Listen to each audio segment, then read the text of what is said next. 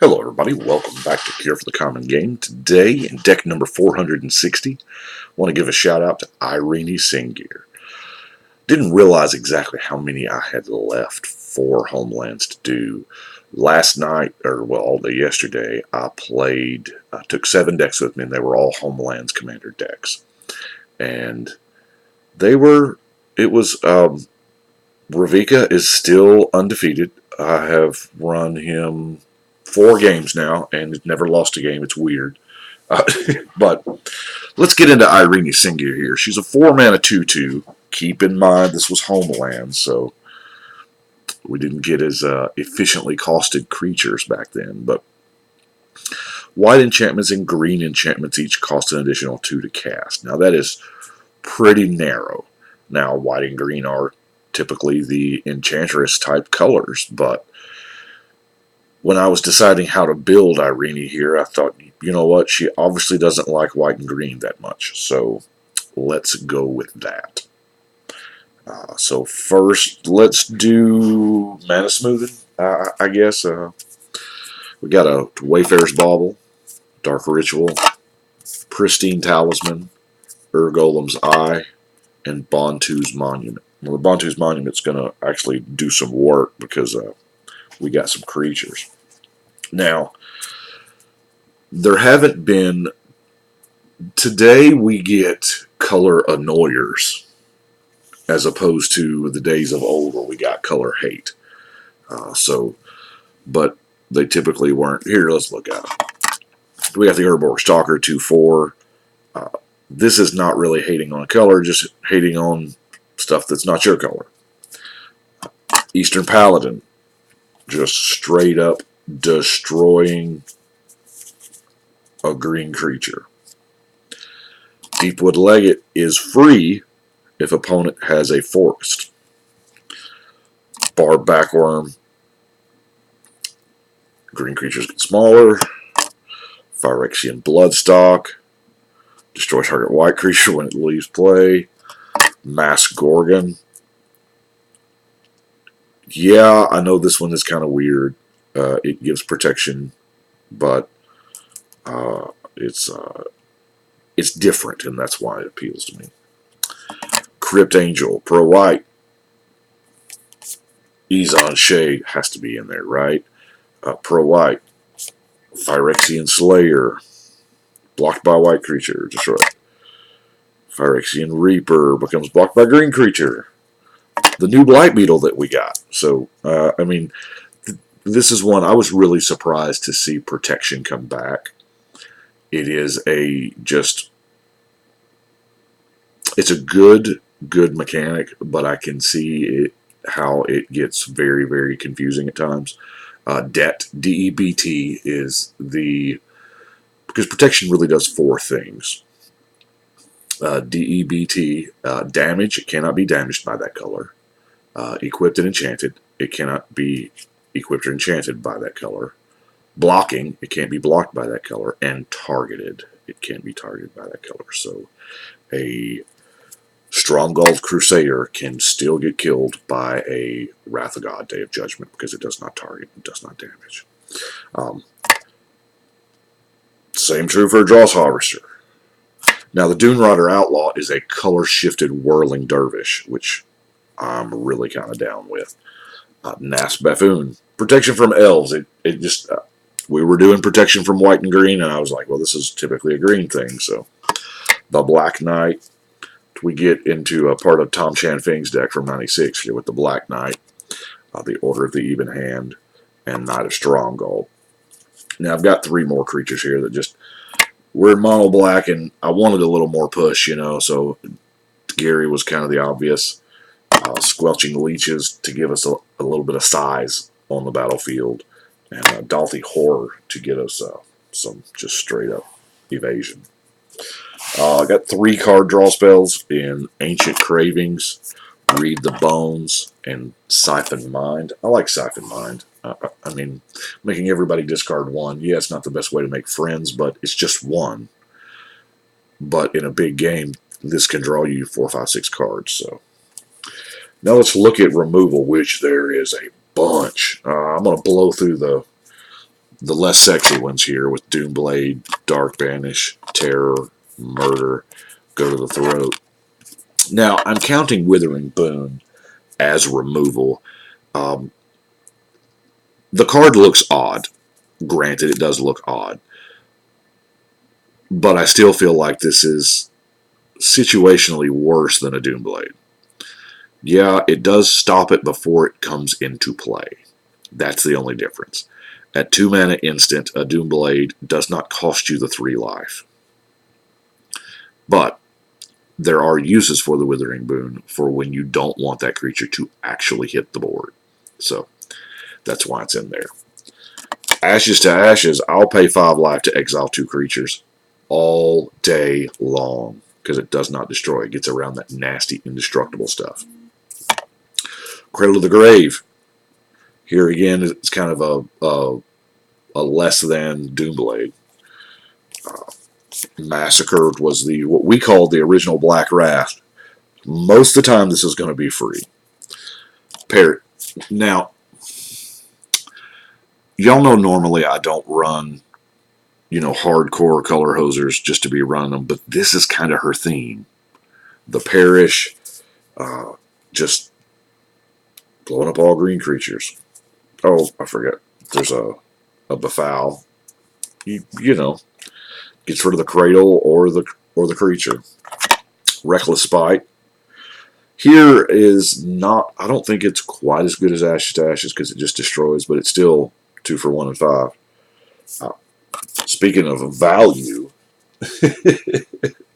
I was so thrilled to actually get a foil hex, which is hard to tell in these sleeves. These are the matte finish Ultra Pro sleeves, but 6 target creatures for 1 card is most of the time that's gonna be a cheaper in Garrick's Wake. I mean, really. Yeah, you got a target. Let's look at Soul Rend. Yeah, just straight up hates on a white creature. And you get to draw a card. Reign of Terror. Now, this is risky. You destroy all white creatures that can't be regenerated. That's what Bury means. You lose 2 for each creature put into a graveyard this way. So be careful, because this can, come back at you. Now, Ritual of the Machine is... I like this. It does seem a little different for black. But it's kind of neat. Sack a creature to steal a creature. So I am counting that as removal because that's 1 less creature your opponent's got. Corrupt. There again, a lot of swamps, mono black. And Phyrexian Tribute. If you just absolutely positively got to get rid of that artifact. I mean... We're playing mono black. We don't really have a lot of other options. I guess I could have run Meteor Golem or whatever, but this seemed more... With Irini here, I tried to stick... Yeah, there are some newerish cards in here, but if there was an older option, I tried to take it because that just kind of seemed her thing, Let's run through these whopping 3 non-basics. Barren Moor, Desert, and Spawning Pool. Now we're going to get to the oddball category. I'm not exactly sure what to make it. Strength of Lunacy. We're going to give one of our creatures bigger and pro-white. Putrefaction. Whenever a creature plays a white or green spell, that player discards a card. Ooh, that'll make enemies in a hurry. Curvax Hex. Deals 1 damage to each non-black creature and an additional 1 damage to each green creature. So 1 to everything, or 1 to all non-black and 2 to each green. So that's... Now, Stench of Evil is another one of those... yeah, we are destroying lands, but it is... I don't know, it's just flavorful for the deck, Bereavement. Whenever a green creature is put in a graveyard, its controller discards a card. It just about doesn't get more hardcore of a color hoser than Death Grip. I mean, just... Green is a very popular color, and I mean, it's the color we go to when we're playing multicolor to fix our land base, things like that. So It is very popular. I don't know it's any popular than any of the others. EDH Rec, the EDH Rec cast with Dana, Joey, and Matt did a podcast recently. It's a two-parter on old data versus new data. You can go listen to that. And it actually, Green lost a little bit of ground.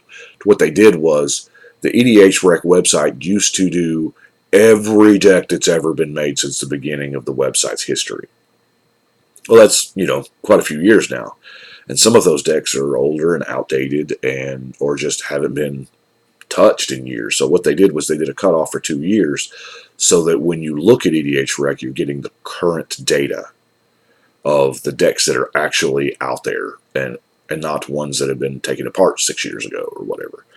And in that, we found that Green's actually lost a little bit of ground, and I think that maybe because the other colors are getting better color fixing. Anyway, that's just Curse of Wizardry. I did play this yesterday against a Mr. Chris Thompson there. We met up at the LGS and we jammed several games. And I was playing mono black. He was playing mono black. I can't remember which Homelands deck I was playing, but this was in there. And I chose black, and it was... I've never chose my black before when casting Curse of Wizardry, but it was a ton of fun. Desolation. Now, this is... at the end of each turn, each player who tapped a land for mana sacks a land. And then, of course, if a plane gets destroyed, they take 2. That's really something, especially if you follow it up with a Gloom. Mind Sludge is in there just because we are mono black. Shrouded Lore. Shrouded Lore is a color-shifted card from Ice Age, but it does allow us to, in a pinch, if we have enough mana, to get that card that we want, provided, we've got more mana than cards in our graveyard. Or you can strike a deal with a player. Urza's Armor. Now, Dingus Staff, man. I can't get enough of Dingus Staff. Because this is... Y'all saw all the removal that we've got. And when a creature dies, its controller takes 2. That's... And Dingus Staff's only been printed in Weatherlight, I do believe. Has it seen a core set way back? I'm not sure. But even so, it's 1 or 2 printings. And it's what? 30-something cents? Haunting Winds. This is kind of the reason why we don't have a whole lot of artifacts in the deck. Tapped or its activation cost is paid, it takes a damage. And our last card is Leyline of the Mythic Championship. It's just a good card. I mean, we play the format where people interact with the graveyard the most, I dare say. And just having the ability to blank out and not have to worry about graveyard shenanigans. In our format, we'll pay the 4. That's fine. But the thing about it is, though, it doesn't take care of the graveyard that's already there. It's just any more cards that would go to the graveyard get exiled. So, still a good card.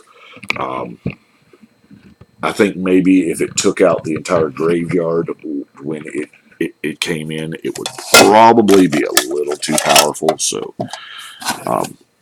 and I use all swamps from Ice Age and Mirage. I don't know why I picked those 2 specific sets, but there again, it was older. And I find out if I play one of y'all with these decks, remind me to shuffle because that much is all the swamps. So let's put it up here on the wall. Oh, not the ceiling. So Irini is done. Hey, that completes another row, doesn't it? That's awesome. Here again, I am on vacation right now, so it is. I'm trying to record. Oh, you look crooked.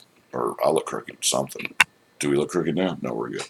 On vacation, trying to record up some of these. This is like the first day of my vacation, so we're going to try to get a bunch of these done because I'm headed away from all this, for a day or two or 6. But y'all let me know what you think, and right now we're going to shuffle and cut them this way.